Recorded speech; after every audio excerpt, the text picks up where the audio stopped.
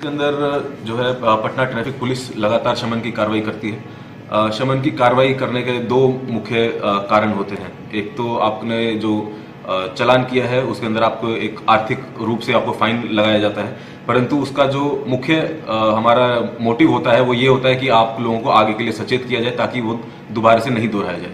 परंतु आज पिछले 6 महीने में हमने ऐसे लोगों की कुछ लिस्ट निकाली है जिन लोगों को के द्वारा बार बार रिपीटेड ऑफेंस किए गए हैं, जिनके द्वारा 5 से अधिक बार उनके ऊपर चालान हुआ है और कम से कम 2 तरीके के चालान उनके ऊपर हुए हैं।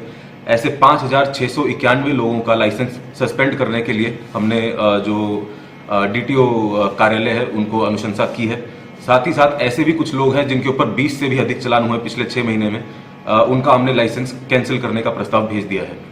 इससे यह प्रतीत होता है कि ऐसे लोगों को जो लाइसेंस मिला हुआ है वो उस लाइसेंस को होल्ड करने के लायक नहीं है।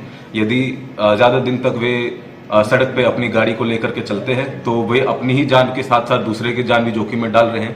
तो इसीलिए हमने डीटीओ कार्यालय को उनका लाइसेंस कैंसिल या सस्पेंड करने की अनुशंसा कर दी है। सर, क्या आपने टाइम फ्रेम में रखा है कितने दिनों के अंदर अगर एक बार चालान कट जाता है तो एक सामान्य आदमी को फाइन जो है वो भर देना चाहिए? देखिए, नहीं, उसके अंदर चालान भरने या नहीं भरने से हमारा कोई इसके अंदर कैटेगराइजेशन नहीं है।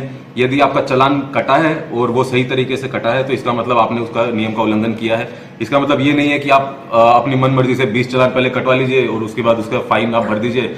अगर आपका 20 चालान हुआ है, आपने वो भर भी दिया है, इससे यही प्रतीत होता है कि आपको गाड़ी चलानी नहीं आती है, आप जो लाइसेंस है उसको होल्ड करने के योग्य नहीं है। इसलिए हमने आपका लाइसेंस कैंसिल या सस्पेंड करने के लिए भेज दिया। मतलब अगर चालान भर भी दिया तो भी लाइसेंस कैंसिल? बिल्कुल बिल्कुल बिल्कुल। उसे यही अपील है कि हमारा किसी भी तरीके का ये मोटिव नहीं है कि आप लोगों को किसी प्रकार की आर्थिक क्षति पहुंचाई जाए। हमारा मुख्य मोटिव ये है कि आप लोग नियमों का पालन करें ताकि आप लोगों का, आपके परिवार का, अन्य लोगों का जो है जान का खतरा किसी के ऊपर नहीं बना रहे। तो आप नियमों का पालन करिए, अच्छे से अपने रोड्स जो भी सिविल एमिनिटीज है उसका यूज करिए, परंतु अपनी राइट्स को एक लिमिट में रखिए ताकि दूसरे लोगों के भी राइट्स जो है वो बनी रहे। देखिए, उसके अंदर जो डीटीओ कार्यालय है वो आगे इसके अंदर एक्शन लेता है। उसके अंदर अलग अलग प्रोसीजर है। वो अपने लेवल से उसके अंदर यदि कोई मेजर ऑफेंस नहीं है तो उसके अंदर उनकी काउंसलिंग की जाती है।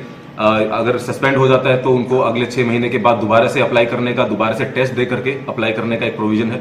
तो वो हमने डीटीओ कार्यालय के ऊपर छोड़ा है कि वो किस तरह से प्रोसीजर फॉलो करता है। अगर कैंसिल लाइसेंस पे फिर से वो ड्राइव करते हुए पकड़े जाते हैं देखिए, उसके अंदर आपकी जो गाड़ी है वो जब्त करने का भी प्रोविजन है, आपके ऊपर क्रिमिनल केस करने का भी प्रोविजन है, जो कि हम लोग करेंगे।